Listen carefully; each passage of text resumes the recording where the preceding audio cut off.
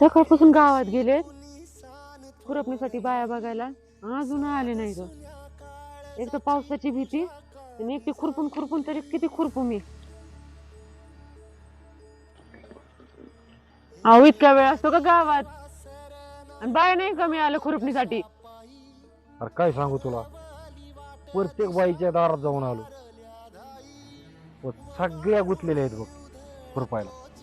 आणि ज्या मोकळ्या आहेत का ते वाढवून पैसे मागतात, अडवून धरतात शेतकऱ्याला.